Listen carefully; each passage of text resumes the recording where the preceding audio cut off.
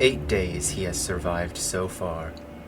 A lesser human would have perished long ago. But his mighty form was strong enough to fend off the hordes. His gene seed made his body well adapted to radiation, including the sun's heat. And thanks to his skills in craftsmanship, his laser roast helped him cook his meals. Oxus Rhetorius, a ravager of alien bugs, treks through the desert for a way out, bolter in arms. He knew where he was going. 2 days ago he consumed a bug raw, fresh after the kill. From this, he saw into the beast's memories. A tower with a satellite and maybe, just maybe, how to get there. Come afternoon this day, his efforts had paid off. High up on a manufactured plateau, a tower with a folded satellite dish resting at its base. In front of it is a terminal from which he can operate the tower. Oxus walks over, going up the short flight of steps to the plateau. He looks at the terminal. The screen is black and dusty. He wipes off the dust before finding a button where he can turn it on. The terminal whirs and chitters to life. The screen lights up with a symbol he doesn't quite recognize. After calibrating, the machine asks for his login information. Oxus sighs, thinking to himself how useful it would be to have a data interrogator or even a servo skull about now. But he was not easily discouraged. His knowledge of computers was lacking, but he at least understood the basic idea of what a data interrogator does. He walks around to the back of the terminal, pulling off a panel to reveal the inside. He removes his gauntlets so he can work properly. After a bit of fiddling, a loose wire shocks his fingertip. He doesn't mind this and goes back to work. But only a couple seconds after, something surged from the point he was shocked. A blue light enveloped him, and a powerful force threw him backward as his nerves were lit ablaze for only a moment. The world goes fuzzy. Then it goes black. Oxus begins to hear the sounds of conflict. Massive conflict. It was a familiar sounding warfare, too. His vision slowly blurs back into existence. He can hardly see anything except the sky. The sky had been split open, and peering through it, something horrible, something sinister and all-knowing, looked down at him. Oxus snaps out of it, waking up back where he was. He looked around. His gauntlets were right where he had left them. He pats himself down to see if anything has changed. He still has his bolter mags, but had no bolter to place them in. He put his hand where he thought his chainsword was and felt something different. He arms himself with this weapon to reveal a power axe. It had a very particular design belonging to the space wolves. He looked around for whatever else might have popped up, or even his prized bolt gun. Instead, he found another power axe identical to the first. Oxus notes how this gift from the warp was far more extreme than the bolts for his gun he'd received so far. Oxus decided this would suffice for now. He looks at the terminal. It no longer asks for a login. Oxus pondered the possibility that the warp shock could have done this. Regardless, he looks at the terminal screen and sees an option to raise the satellite. He confirms this action and watches as the satellite dish raises itself up the tower. While it slowly rises, Oxus looks at one of his power axes. He thinks about how exactly the warp brought him these weapons. Where did they come from? Who had them first? An idea occurs to Oxus that another space marine might have been using the weapons and munitions he was given before the warp pulled them into his location.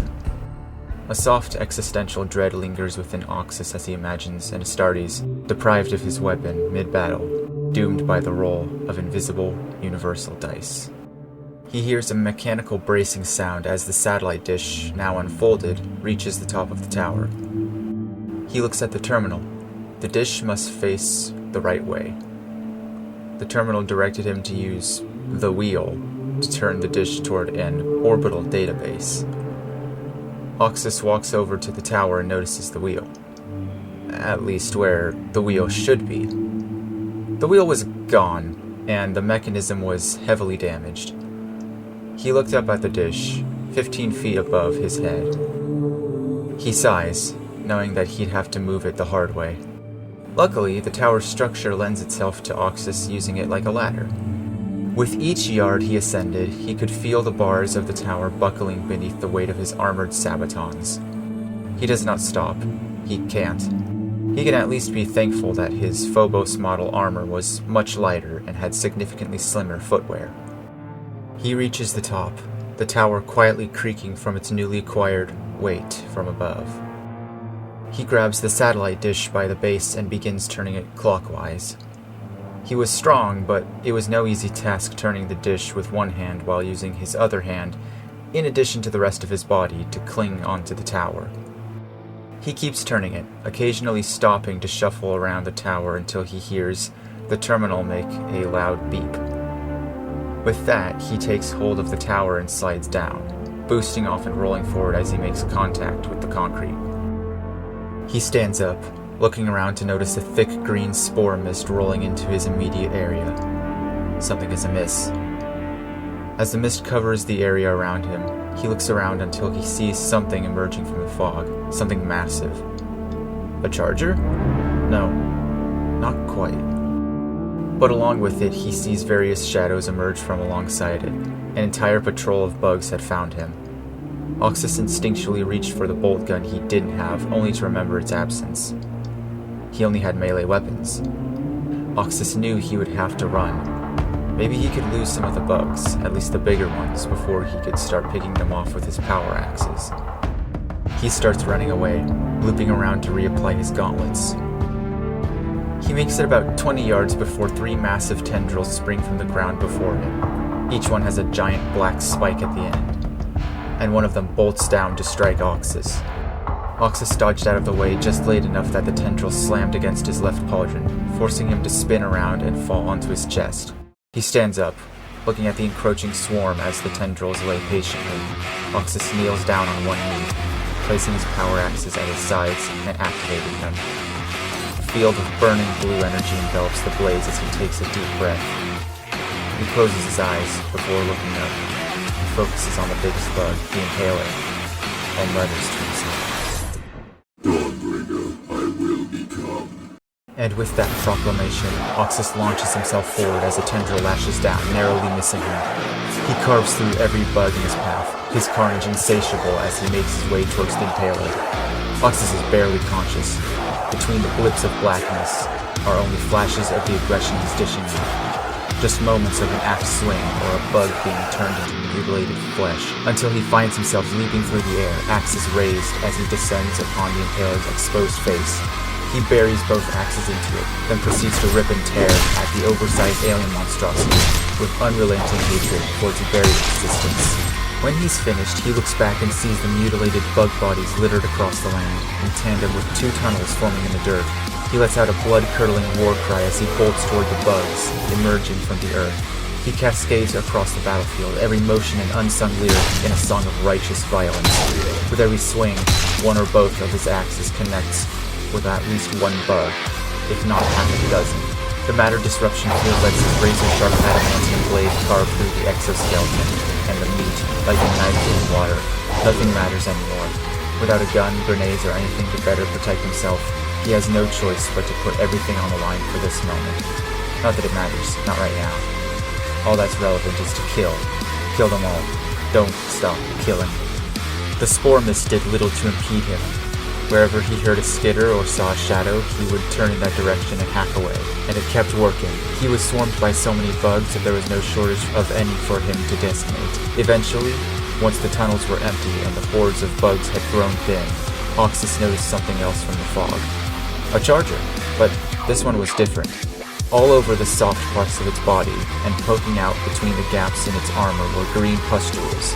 From every fold in its exoskeleton, a thin sheet of spore mist could be seen jetting out from the charger's body. There. That's where the cloud of spores was coming from.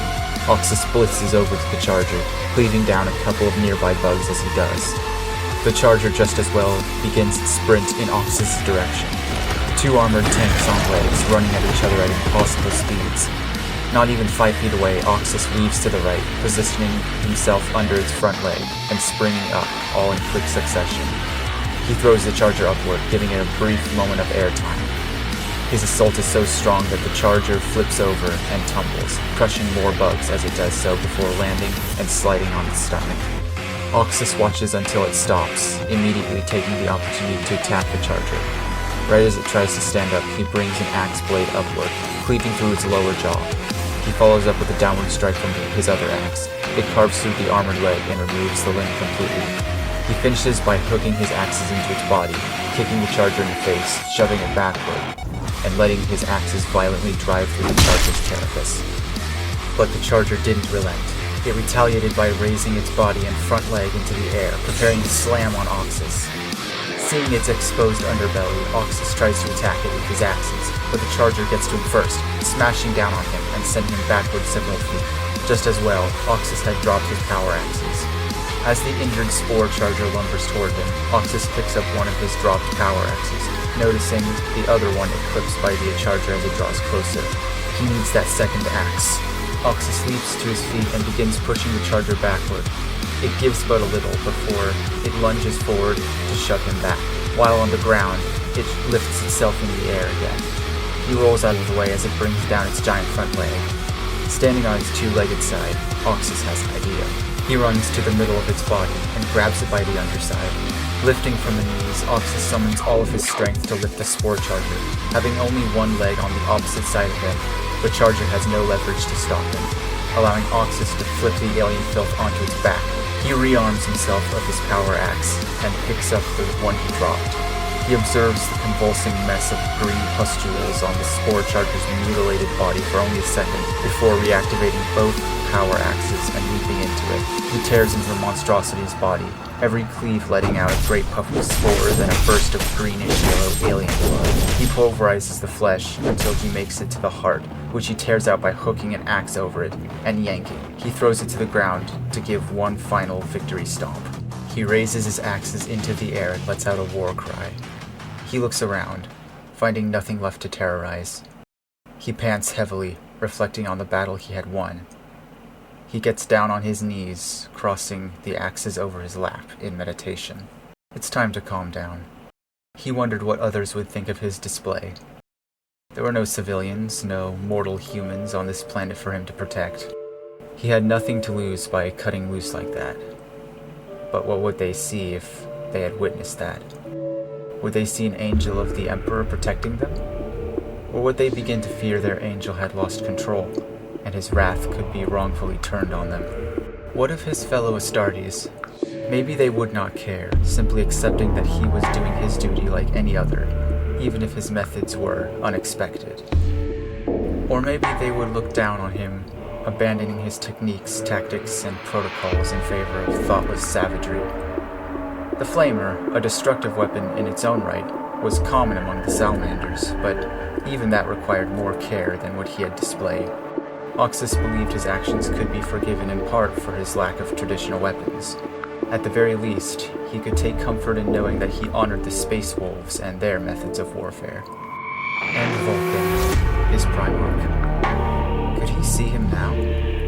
A question every salamander asks themselves at least once in their line of duty.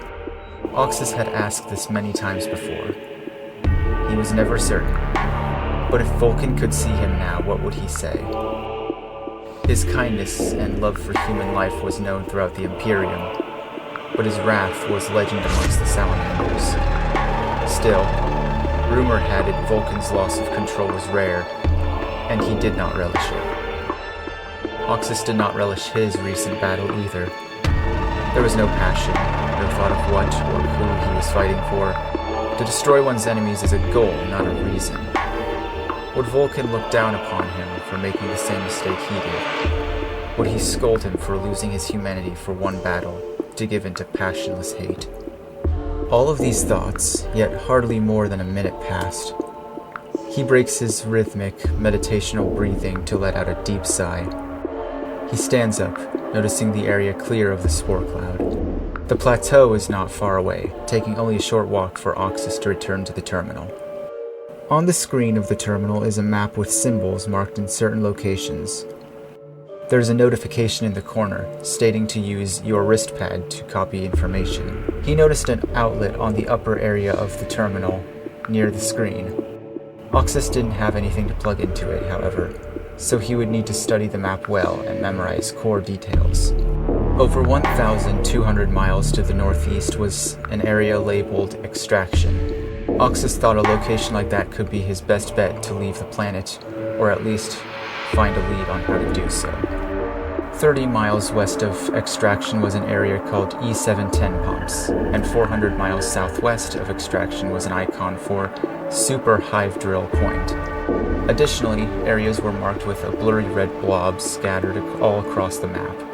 There were many other marked locations on the map, but Oxus decided Extraction was his primary goal. If all else fails, he could return to this point again. With all said and done, Oxus set up his laser roaster. He could go for a good meal of bugs about now. After that, he would start his journey towards the extraction point.